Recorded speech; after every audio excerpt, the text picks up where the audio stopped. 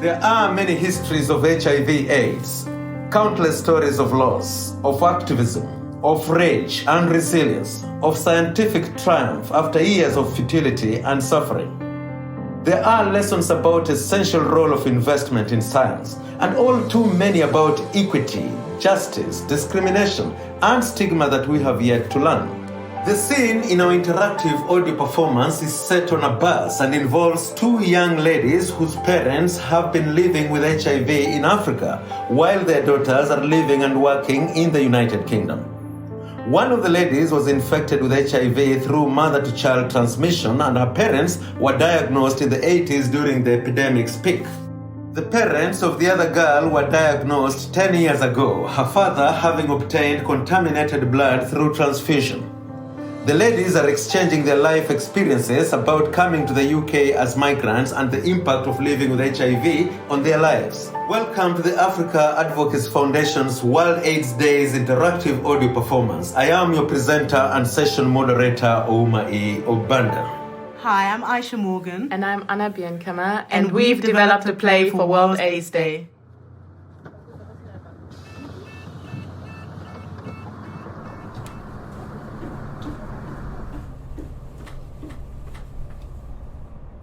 Oh, hey, how have you been? Oh, wow, hi. I haven't seen you for quite a while. Do you want to sit next to me? Sure, thanks. I'm doing great. How about you? I'm good as well, thank you. I'm on my way to the Red Run event. Oh, that's awesome. I'm going there as well. I'm glad that an event like this exists. I'm going there because of my personal interests. Such events are so important. I'm happy as well to have the opportunity to join. My motivation to go there is also based on my personal circumstances. You know, like my parents being HIV positive and the challenges they continuously face. I've been HIV positive myself since birth. Unlike many others in prisons, members of the LGBTQ+ community, the members of the faith community and homeless people who continue to suffer without interventions or support, I'm lucky that today I can talk about this quite openly, at least here in the UK. So I know it's not easy. However, how have your parents been coping with their situation? You know, both have been affected differently. While my father struggles with the HIV stigma that has lessened his interest in picking up his medicine at the health center, leaving him more vulnerable to uncontrolled viral load issues, my mom, on the other hand, faces a different type of stigma. Even though my dad got infected first due to a blood transfusion, my mom is seen as a prostitute in the community. She has lost so much weight, but at least she takes the treatment more serious than my dad. I'm trying to catch up with them on a regular basis, but it's not easy. I'm sorry. Sometimes I wish we could turn back the time, but with the knowledge we have achieved now. My parents were diagnosed in the 80s, just when HIV became an epidemic. Back then, nobody knew what kind of sickness that was and where it came from. A lot of stigmatizations, much more than today, existed, calling it a gay or promiscuous people's disease. My father lost his job and got excluded from the community. Finally know more about this illness, but no affordable treatment available. Luckily, my parents survived till the day they could access ART, still being exposed to daily discrimination though.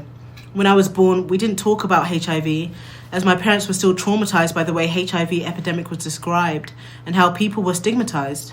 Now, me having HIV for such a long time now and being an immigrant in the UK is very different compared to how it was before. I believe that it must have been a really hard time for your parents back then and also for you, but can I ask you how it is like to live in the UK with HIV? I think compared to the past, much has been achieved, but still, I face many challenges. Some people still shake me off or insult me once they get to know my status. Besides that, the access to HIV care, especially as a migrant, is not always easy. I know that I have the right to get treatment, but a lot of migrants don't. I'm also aware now that if the viral load is managed well to undetectable levels, the virus is untransmittable. In terms of treatment and education and awareness training, a lot has happened, mainly in Europe, but the challenges remain. I definitely understand what you're talking about. Still, people being excluded from accessing treatment and are not well educated about its benefits and the advancements that have been made, but not comparable with the past though. I learned about U equals U as well through organizations that want to educate and fight inequalities. Oh, it's nice you're mentioning that. I'm about to meet the Africa Advocacy Foundation team at this event. I'm interested in becoming a volunteer with the organisation as I believe in their ethos and mission, especially to the Black, Asian, ethnic minority community, including all underprivileged members of the society who have a right to healthcare. Hey, that's amazing. I've heard about them as well and know some projects they're running. Actually, I'd love to join you in meeting the team and hearing more about their work and stuff, but I think we need to get down here. In 40 years of the HIV epidemic, Africa Advocacy Foundation has played and continues to play a pivotal role in the struggle to alleviate the plight of those who face health inequalities and disparities. At AAF, we empower individuals to take control of their health and well-being through accurate information, advice, and guidance. We provide safe, judgment-free, and inclusive platforms for community members to discuss and engage in activities that promote healthy lifestyle choices. Thank you for your time and audience. I now welcome you to join us in a moderated session of discussion about this audio production.